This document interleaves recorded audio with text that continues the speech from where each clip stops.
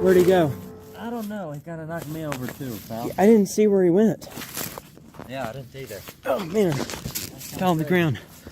We better get him now. Yes. You see him out there in the distance? Is that him? Yes, it is. Let's go.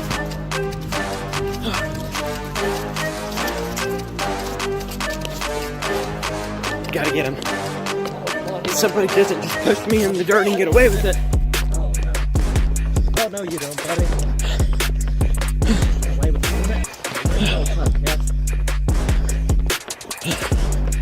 Can't destroy us now. We've been through much worse. So much worse. Where is he? Where'd he go? I think we lost him again. I don't know. He would have gone down there. No, I don't think. Probably.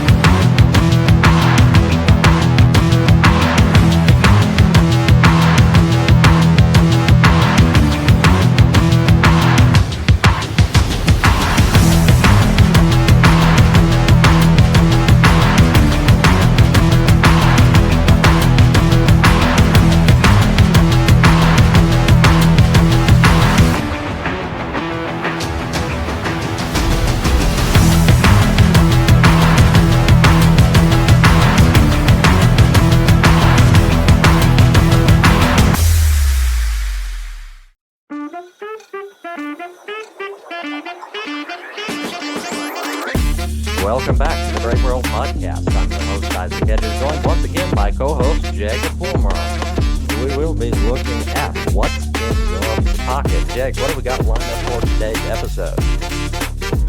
Yes, in today's What's in Your Pocket episode, we will be looking at pennies, driver's license, and smartphones, as well as many other miscellaneous items that can be found in your pocket. Absolutely. So those are just some of the few items that you might find in your pockets and a few stories behind them. So without further ado, let's get into it. I reckon beginning with pennies, Jake. I don't know how many people actually carry these. Maybe not as many as they used to, considering they're no longer being minted. Jake, do you still carry pennies at all?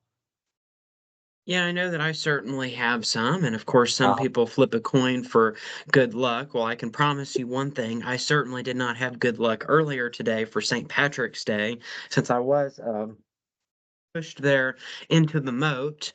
So, unfortunately, no pennies were tossed into the moat for good luck, but I'm Ah, yes, still all kind of drying up after all of that happened. I got a little bit chilly since still some water everywhere, but everything ended up fine. Of course, we still don't know who that mystery person was who knocked me over the edge of the bridge into the water, but I took a pretty hard fall into the water, went pretty deep, of course, with some of the recent rainfall that we had. I went pretty far into the water, and so I got really chilly outside, of course, as you might remember last Tuesday when it was really cold. So just still trying to warm up from that.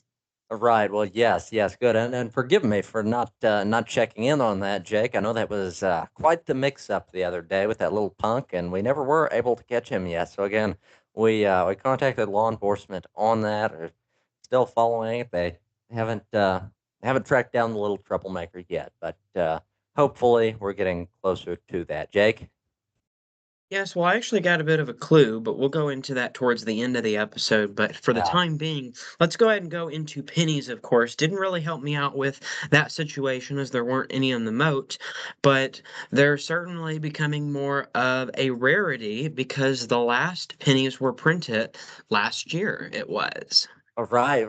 The very last pennies minted were minted last year in 2025, but that said, quite recently, so still something, and some of that spare change you might find in your pocket. Some of this spare change Again, all of that might be in your pocket again, quite likely.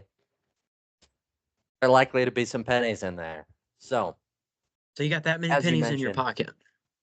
I yes, well, quite a lot, I know, and it's good now that I've set them down, now that I pulled them out, it's a whole extra weight taken off, feel like a whole, lighter person, you know? It's a Yeah. whole other world. Well, but I think you got a lot of other things in that pocket that we're going to look at a little bit later. So you're Yes, quite probably a still lot feeling of pretty weighed others. down. Quite a lot of others, and hopefully, throughout the course of this episode, we'll be able to get that lightened up, and by the end of this, well, I'll be lucky if I don't just blow away, feeling as light as a feather after all of that. So again, that was a huge weight. Again, that some loose change I've been carrying around for the past few years. Again, but as you mentioned, Jake, in the case of pennies, those were minted for the very last time, the very last batch of new Lincoln pennies were minted in 2025. And the reason for that is, again, with the inflation of prices of different things, it's seldom that we see different things on their own, again, for a matter of cents. Again, certainly not for a single penny as we once did. So, again, that being part of the rationale, again, another part of the rationale, the pennies, the cost it was to mint them. Of course, initially, when pennies were introduced in U.S.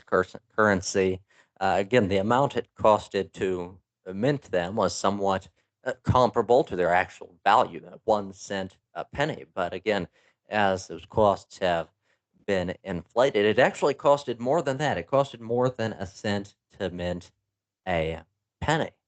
Well, And that so didn't it really actually make any costed sense.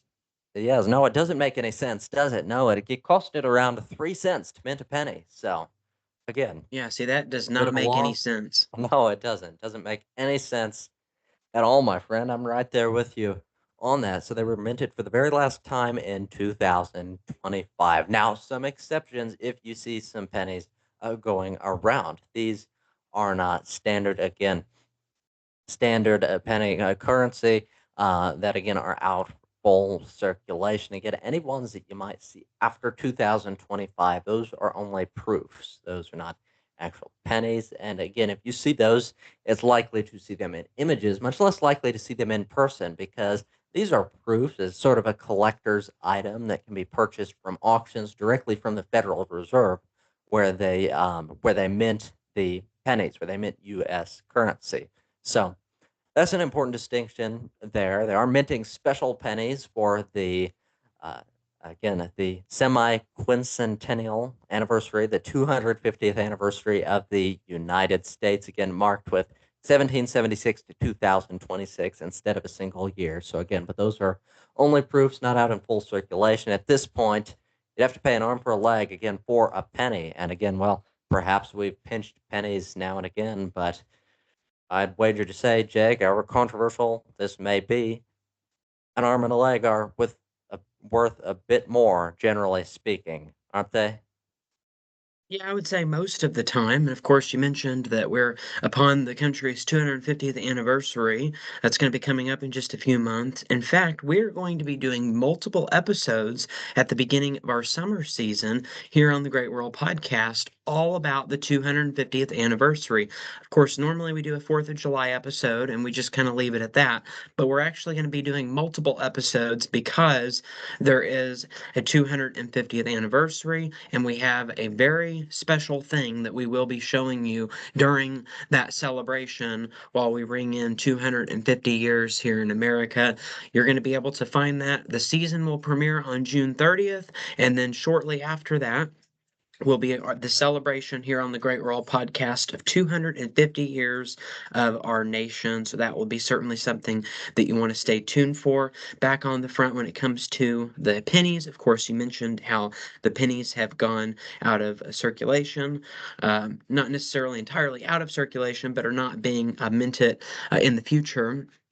But there's also been discussion for the possibility of doing the same with the nickel out of concern that the nickel will soon become less value than what it takes to make them. What do we Yeah, know about the absolutely. nickel? Yes. Jake, you're absolutely right. And it actually already costs more to mint a nickel than it is actually worth. So the nickel, as we know, is of Yes. course worth 5 cents US currency. It currently costs around 13 cents to mint a nickel. So again, a bit more than its actual face value. So we have that factor in the equation here. Again, one thing that came into consideration with the penny, again, not the only reason. Again, a big reason for that was for also the inflation of prices. Again, it's less common that we use pennies than what we used to, which isn't the case. Again, nickels are a bit more in terms of value naturally, so we're not quite there with the nickel, but there certainly has been talk of that. That's the next coin, the next piece of U.S. currency on the chopping block. And one has to ask after the nickel, what's next? And again, is this something we ought to be doing? Again, certainly something worth considering. We can see the rationale there, but there have been issues associated with this that we've already seen with the discontinuation of the minting of the penny. Of course, after it was out of, well, of course, not decommissioned entirely, and that is another important thing to note. Although they're no longer being minted, new pennies are no longer being minted. That is, any pennies that you may still have, those are still legal U.S. tenders, still in circulation. And while there's Yeah. been some speculation of that, they've yet to be decommissioned or anything like that. And that likely wouldn't be for some time. But again, in terms of the value of the penny, in terms of any intrinsic value, well, again, early on, some of the earlier Lincoln cents were more pure copper.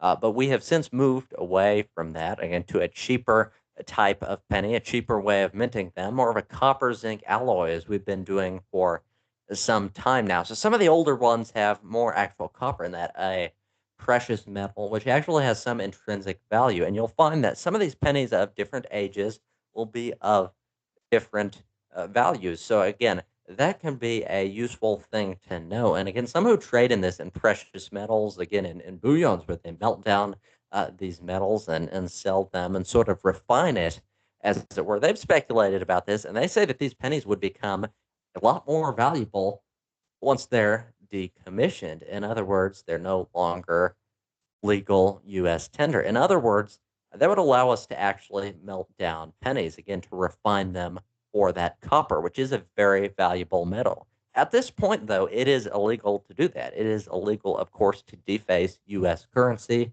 Though pennies are no longer being minted, they are still legal US currency. So to deface them, to melt your pennies down at this point, would be a federal offense. So again, we can't do that yet, but there's been some speculation that again, if it were ever to be decommissioned, that would actually help the value of pennies. That said, some of them are still collectible. Again, some of the newer ones, again, that is not so much the case. So certainly some of the ones throughout, say, the 2010s, again, those are the more cheaply made, the ones that corrode easier, again, less pure copper, and there's more copper zinc alloy. Those are some that perhaps would be beneficial to get out into circulation because a problem that we've been seeing already with a bit of a penny shortage since they're no longer being minted is a number of different businesses, a number of different establishments are having to round their bills up to the nearest nickel because of the penny shortage.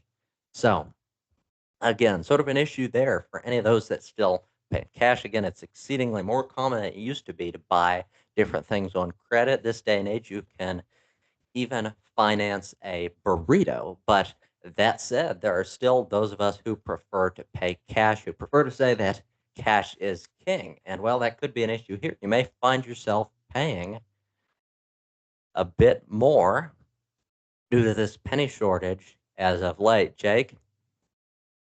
Yes, and I think that kind of goes into the other thing. If the nickel does end up being discontinued at some point in time, if we eventually stop using pennies and nickels altogether, that means that everything would probably have to be rounded up to the nearest 10 cents. If both Right. of those were to occur, of course, the pennies not being made, but as we already mentioned, you can still use them. But if you get to the point where they're no longer legal tender, then of course that raises the question of if everything should be in 10 values. And then eventually, coins could be completely just been done away with altogether at some point in time, then you could have everything to the nearest dollar. And so that's obviously a possibility depending on how much the value continue how much inflation continues to play a role in the value of the dollar. And of course, the other thing is we've seen a movement towards cashless different facilities, of course, different sporting events. When we're talking about major league and college sporting events, we've got a lot of cashless facilities. And so that makes it to where you pretty much have to have your debit card on hand and ready to use in the scenario of those cashless stadiums at this point in time. And so that kind of leads us to our next topic a little bit, but still on the same train of what's in your pocket on the money side of things, which is debit cards and also into cryptocurrency. Will this become the new dollar right here? I mean, it already kind of has to some degree, but of course, this is something else that is in your pocket. Is this debit card. Now, obviously, a debit card doesn't look like this. I've just obviously covered up my personal information here just for reasons of showing the card here, but just to, so again, but yeah, so that is something else that can be found in your pocket. And so, are we moving to where there will no longer be cash, but just debit cards and cryptocurrency? What are your thoughts on that, Isaac?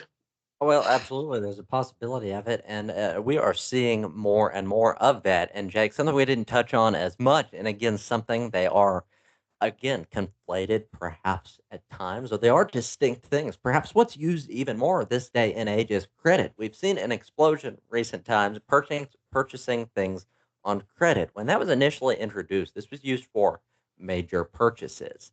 Again, this now much more times we see restaurants now at the time that it was introduced. Again, different fast food places, again, much more inexpensive places even are expecting or are accepting credit cards. Again, something that at the time of its introduction would have been unthinkable. We are seeing much more of that and beyond that. Of course, a number of different distinctions on that. The main difference, of course, between a debit card and a credit card being, if you're not aware, of course, a debit card draws the money directly from your checking account, whereas a credit card, again, you spend now, you pay back the bill at the end of the month. And again, best case scenario, in the case of that, you're paying back in full at the end of the month, again, without interest. But many people don't do that. Again, many people pay the minimum balance on those credit cards and just get buried deeper and deeper into that vicious cycle of debt. Again, we've speculated some on that, perhaps in some cases. There are many things that we purchase that we don't necessarily need to in this era of consumerism. So that's certainly worth noting on that front. But we've seen an explosion in that. And beyond ordinary credit cards, we've seen an explosion in financing and rent to own options, again, which is somewhat of an anomaly. If we zoom out just a little bit in the grand scheme of history, again, the notion, as we mentioned previously, you can finance something as small as a burrito. You can break that up into three installment payments again. And when you break it down, of course, you're paying a ridiculous amount in terms of course, the interest with these different options. So, again, a common sentiment there. If you ever hear anyone that says cash is king, well, again, a great way to avoid paying ridiculous, exorbitant amounts in interest, again, is to pay in full in cash, or even in the case of credit cards, pay in full on time at the end of each month. And that is a distinction to make, Jake. Of course, you're talking about debit cards.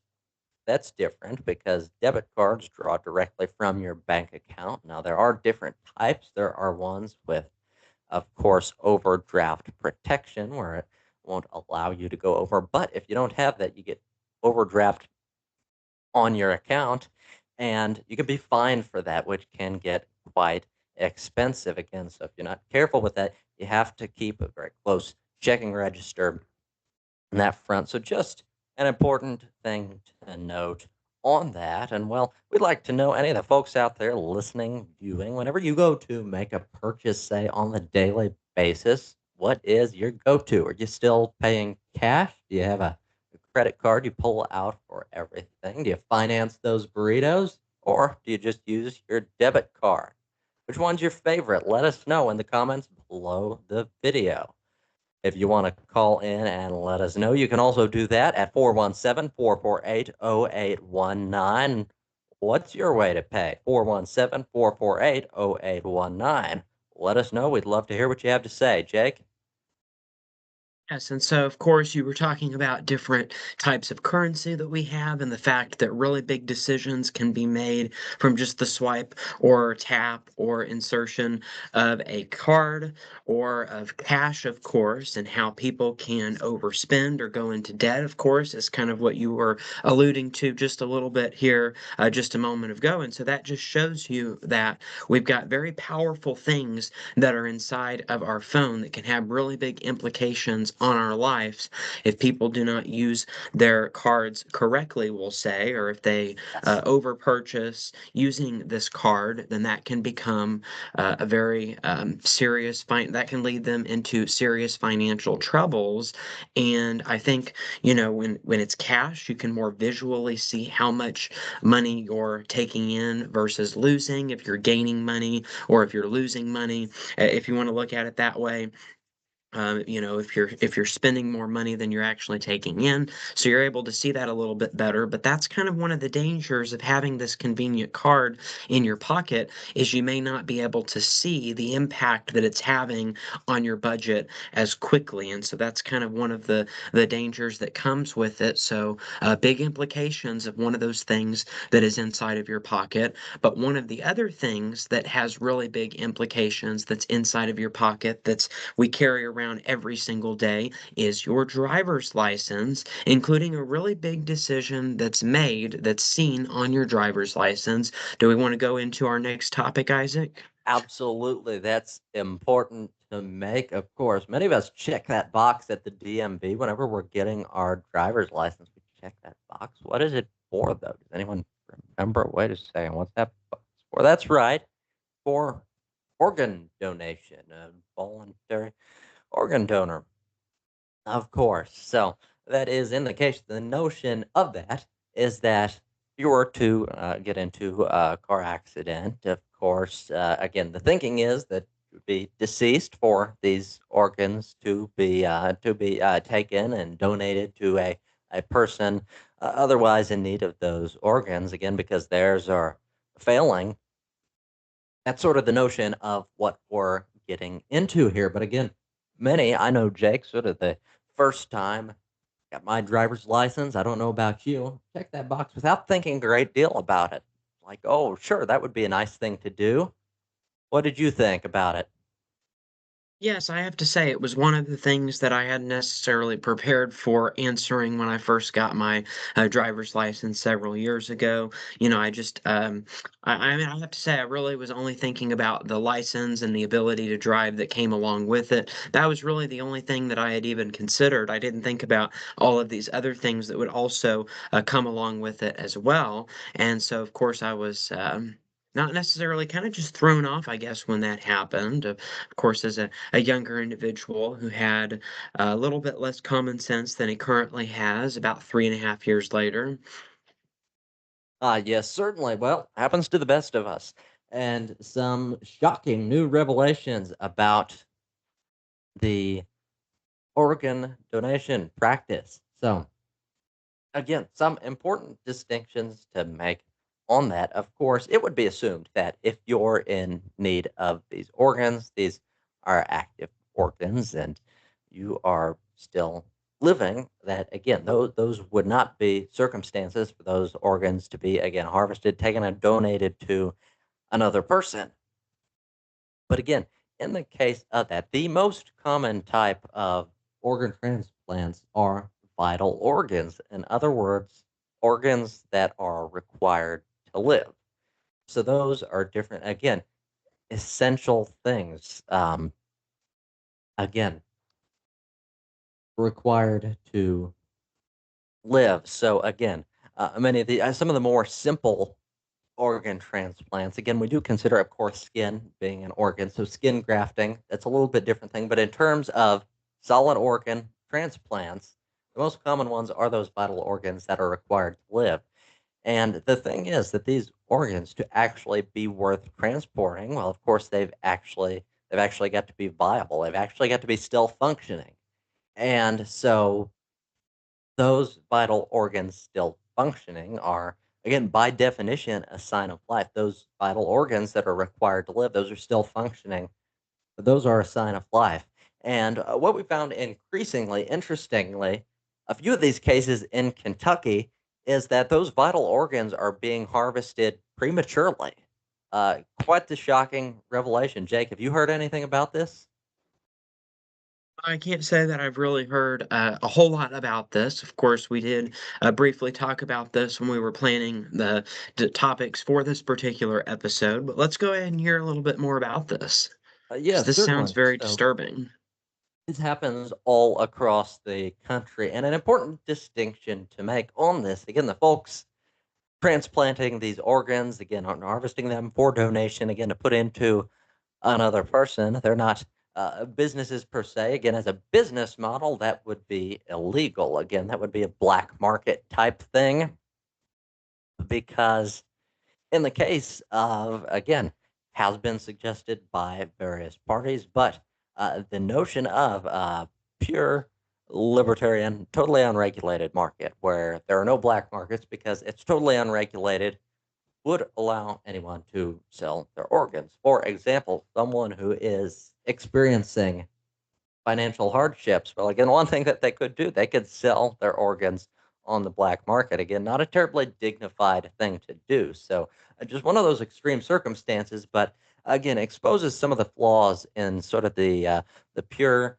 libertarian economic model. So, in this case, of course, these are not businesses that are procuring these organs per se. These are nonprofit organizations. They're called organ procurement organizations.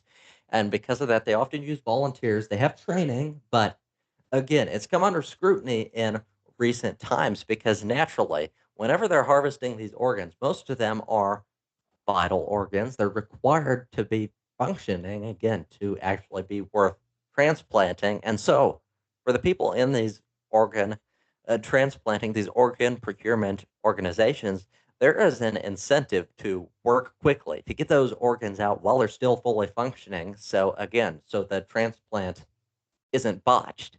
And we've seen that taken to an extreme in recent times. We've seen different signs of life, especially in Kentucky. Again, patients, again, on the table showing signs of life. Again, crying, biting on the breathing tube, all these different things. Again, patients, when they were being prepared again to be operated on to remove these vital organs. Again, effectively removing vital organs again. Remember, that means that these are required to live. They're showing signs of life, and these are being removed. So we've seen in recent times, we've seen just as recently as the 1980s, we've seen the definition of death, certainly here in the United States, broadened a great deal. Of course, classically, death has been understood as the separation of the soul from body, soul being the animating principle. In other words, if you're showing any movements, anything like that, any signs of life, if there's again anything there that suggests that there's still that animating principle there, you're still alive. Now, since then, that definition in much more recent times has become much more broad. So we've gotten some new categories in terms of that. We have brain death, which again, it's been more widely accepted than one might expect. The whole notion of brain death, the notion of that though is that you lose brain function. But again, many a times we've seen where a person will lose full brain function, but again, their circulatory system, different things. Again, in terms of that, in terms of functioning, they will still be in play. And again, by historical definition, those still would be signs of life. And similarly, on the other end of brain death, and the most sort of recent development in terms of that is circulatory death. In other words, parts of the circulatory system no longer functioning. And again, this can even happen momentarily. We've had different, again, comatose patients. And we recently saw a few doctors, Jake. I don't know. Do you recall that article? It was some doctors that got together for an op-ed for the New York Times. They suggested that we broaden the definition of death even further so we can harvest more organs. Do you remember that? Yes, I believe that I do remember that from the last several weeks at some point, I believe that maybe a month or so ago. Yes, so they talked about the notion of that and sort of talked about in terms of circulatory death. And they use very fishy language. They say they'd like to be able to harvest organs from anyone either, and it only requires one, only either requires them to be brain dead or, to have brain death or circulatory death. And at the very least, they need to be declared irreversibly comatose. In other words, again, not substantial. There still could be signs of life in this case, but again, what they're suggesting, irreversibly comatose, very fishy language. Again, in layman's terms, one might think that this just means, oh, again, irreversibly comatose. That basically just means they're dead. They're not showing substantial signs of life. Irreversibly comatose, more what that means is, again, a sort of medical judgment that, again, there's not a great deal of hope, not even that they're not showing signs of life. There's just the judgment that there's not a lot of hope that they're going to come out of this on the other end, which, again, we have limited insight on still, as advanced as modern medicine is. There have been a number of cases of so-called, patients in a coma considered irreversibly comatose. And the important distinction is irreversibly comatose is not the same thing as permanently comatose. Again, irreversibly comatose is a bit more vague, and it allows for that. Again, these patients, there's reason to believe that they're not going to come out of this. They've been in a coma for a long time, but the thing there is many of those still show signs of life, and in certain cases, we've seen those patients, again, come out of a coma without explanation, perhaps miraculously, on the other end. So again, that suddenly comes into question. And again, for more than that, even patients again getting up, of course, on this table again, they're crying, biting on the breathing tube, and yet again, in certain cases, we've seen they proceed with the organ harvesting anyway. So again, very concerning on that front. Perhaps we ought to take another look at that, Jake. Yes, it definitely makes you, question that decision that maybe you just make kind of very quickly, not necessarily thinking of exactly what it means or exactly what their definition of needing to do that process is. But something that's kind of interesting, you were talking about comas and everything and people coming out of comas, and it certainly can happen. Sometimes people have come out of comas, weeks if not months later afterwards. And so, at that point, obviously some people say, are we holding out hope for the wrong reason? Well, in some degree there always is a chance, and you have to think about these patients that are in a coma. They're not actually dead, and there's always the chance that they could come out of that. There's always the chance that a miracle could happen. And I mean, I can tell you that miracles are certainly real. I've seen things that could possibly be, maybe mini miracles, I guess you could call it.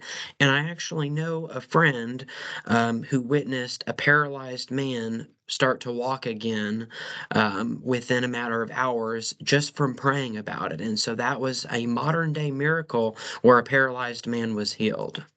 Absolutely, that's amazing. And again, many of those things, it's very difficult. Again, oftentimes nearly impossible to find a scientific explanation for some of these things. But again, Yes, it's certainly in been that known to case. happen, perhaps rare, but it's been known to happen from time to time. And so there is that question, of course, again, what we've been doing for ages in the case of a dying person, again, in their last moments in terms of palliative care. That is, of course, again, permissible. Again, oftentimes it is the case of the patient. Again, they're dying. There's perhaps more that you can do, but again, there are different calculated risks.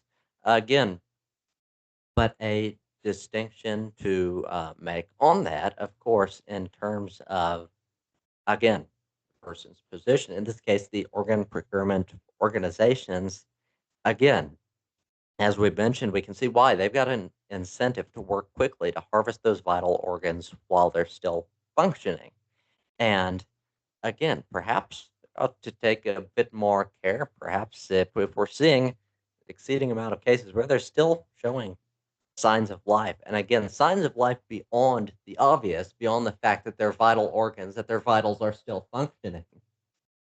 Again, that they are actually showing movements or different things. So again, just major revelation on that front. Again, many of the folks out there, again, if you knew about this, again, many of our audience out there likely organ donors on your driver's license. So again, let us know what you think about this. Again, if you are an organ donor, if you aren't one, or again, maybe now you're having some second thoughts about it, or maybe you're not. Maybe you're totally unfazed. Maybe it sounded like a cool experience to you. So again, let us know what you think in the comments below the video or by calling 417-448-0819. Let us know what you think. Are you an organ donor? 417-448-0819. Would love to hear from you. Jake? Yes, of course. And so, again, there's still probably some differing stands when it comes to that particular topic. Of course, this is kind of a little bit of our mini debate that we are sort of having here in this episode that we kind of advertised. And we actually do have one of our bigger debate episodes. It's actually going to be an entire episode long that's going to be coming out here in just a few weeks. So you'll have to stay tuned for that. It's actually something that's related to, well, possibly, depending on who you talk to, which is the end times debate. We're going to be debating that here in a few weeks, so you'll have to stay tuned for that. Of course, that's very you could possibly say very related to current times, because the current times very well could be the end times, depending on who you listen to and what you believe. So, we're going to be talking about that in a future episode. But of course, going back on the decision about that, so just, definitely consider what we've taken into account. Of course, the idea of donating your organs after death sounds very good, just kind of on paper. But then when you actually consider what is the definition of death, that really kind of leads things into question just a little bit. Well, that wraps up the discussion on our driver's license. Let's see, do we have anything else, or is that about it for the discussion on the what's in your pocket? Oh, really, I don't call exactly. Hmm. Hmm. Wait a Was there anything second. else we were going to cover? What's that? Yes, there actually was. Let's see. You said that you had something else that was in your pocket that was representative of the organ donation. Oh, yes, yes, I do recall. Yes, a bit of an organ there. Oh, you So, got a heart. Is that your heart that was taken out? yes, no, yeah, yes, certainly it was. No, not my actual heart there. Again, though it looked quite realistic in the picture, not mine. Well, that certainly is good to know. Well, let's see. I actually just remembered that I have this phone number here, and it says don't forget to call. So I better go Oh, ahead we and can't call forget it. that. No.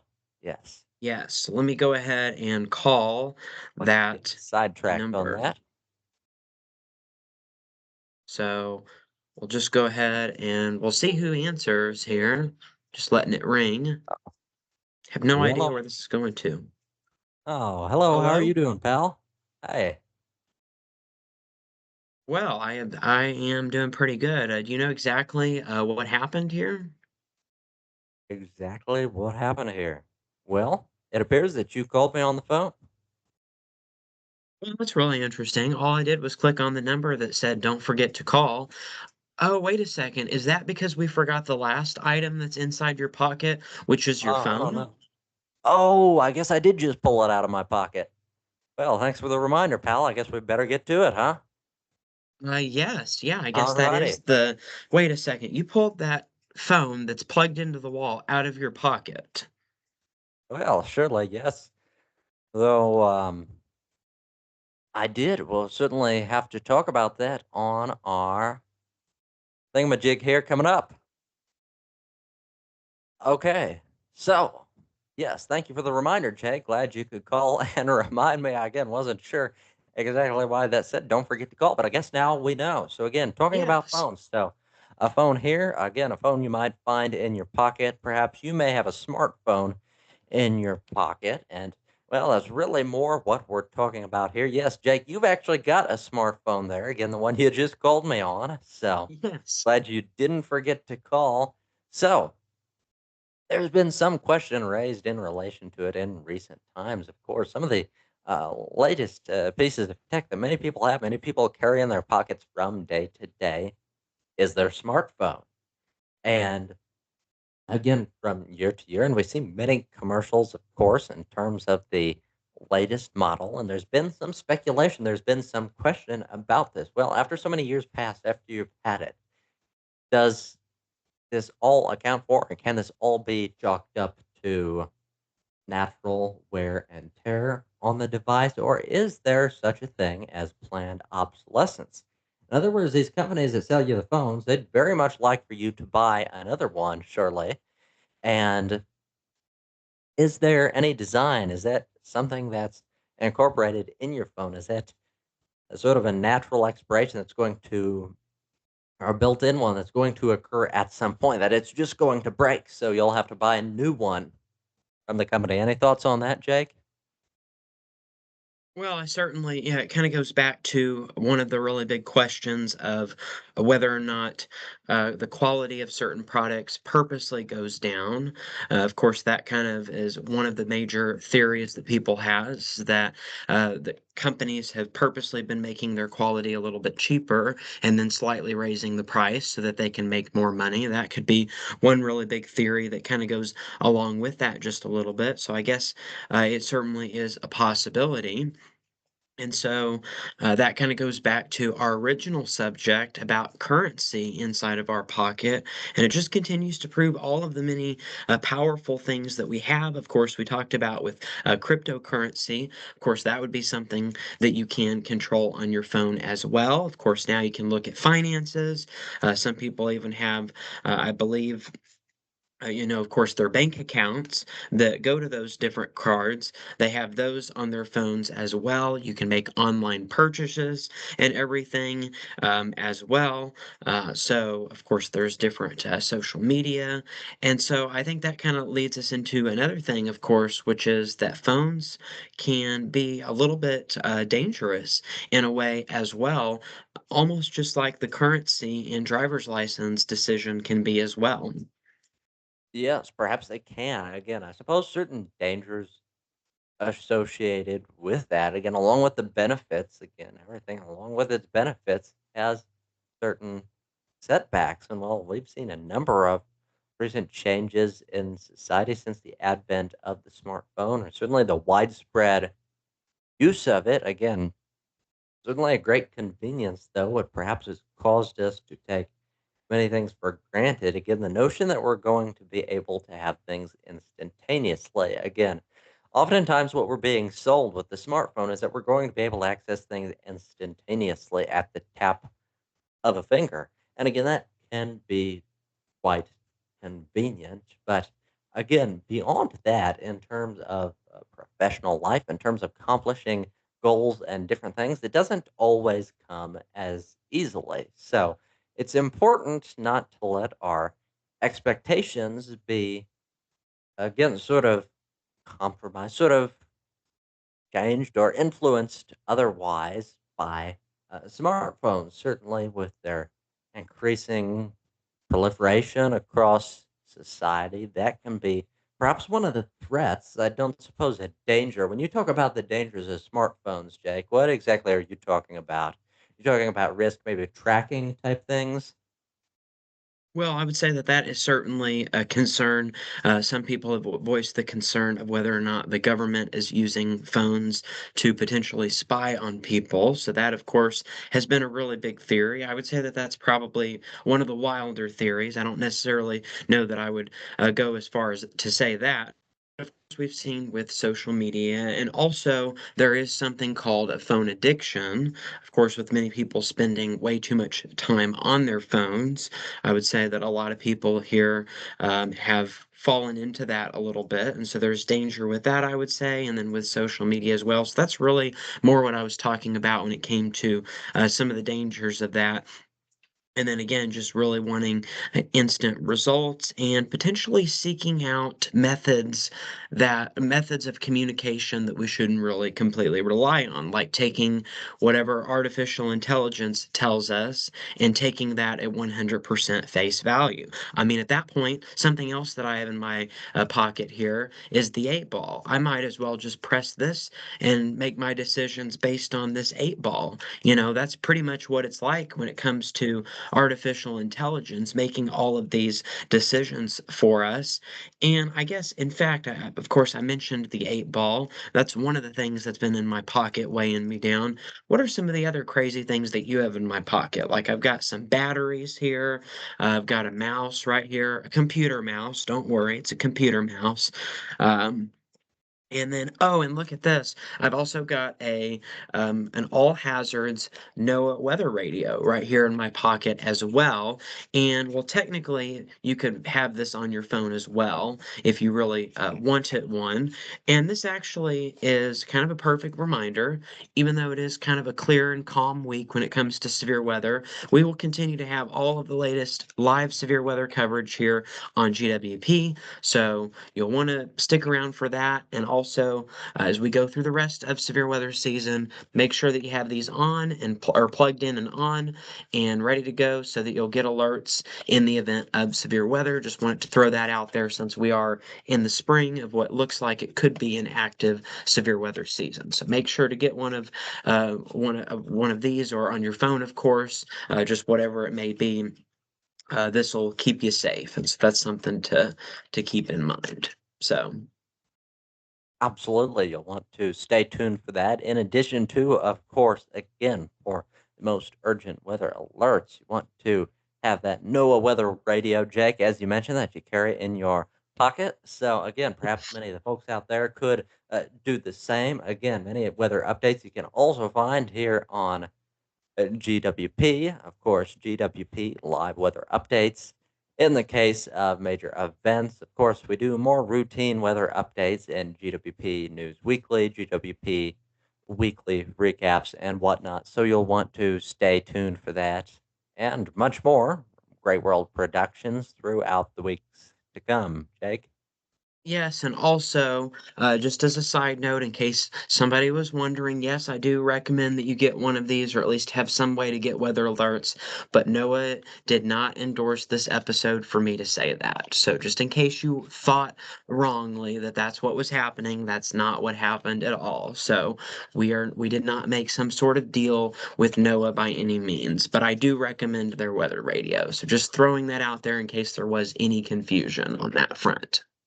Yes, an important distinction, an important disclaimer to make on that front in case there was any confusion. We do not have a sponsorship with the National Weather Service. Again, just an important, very useful thing to have in the case of severe weather in the area. So you may want to have one of those to be prepared for the event of severe weather in the area. Jake? Yes, and so that is, of course, something that you'll want to have. And I guess one of the great things is with these phones, of course, I talked about a lot of the negatives, but one of the positives with having this in your pocket is that it can alert you to any type of threat that may be ongoing. And when we talk about different types of threats, there is one type of threat that it will not alert me of, and that is the threat that this mysterious box is posing to here on the Great World Podcast. Of course, at the beginning of the episode, I mentioned that this mysterious box showed up here in my office here. So, what do you make of this here? This is kind of the last thing that we were going to look at before we leave for this evening. Yes, that is strange. And it just appeared sort of out of nowhere, didn't it? Yes, I walked into my office here to set things up into the recording studio, and just when I walked in here, the box was already here. So, someone must have placed it in here before we began this episode, and it's just very disturbing. I haven't really figured out how to open the box here, but I guess when I do, I will reveal what its contents are, but until then, I guess we just have this mysterious box just sitting here, and so we'll continue to provide updates, and hopefully before the next episode, we'll find a way to get into this box. But I believe that's all the time that we have for this evening. Hopefully we will, and with any luck, it won't be half as bad as that message in a bottle from a previous episode. Again, if you didn't catch that episode, you want to catch that. What episode was that, Jake? That was the third episode here in season 5, otherwise known as episode 53, A Strange Request. Yeah, Strange Request. Again, check that out for a strange message in a bottle that seemingly also appeared out of nowhere, like this box. And we will continue to follow whatever may happen with this strange box that appeared in Jake's studio from out of nowhere. So you'll want to stay tuned for that coming up on the Great World podcast. But that wraps it up for now. So until next time, I'm Jacob Fulmer. I'm Isaac Hedges, host of the Great World podcast. From all of us at the Great World podcast and Great World Productions, good night and God bless.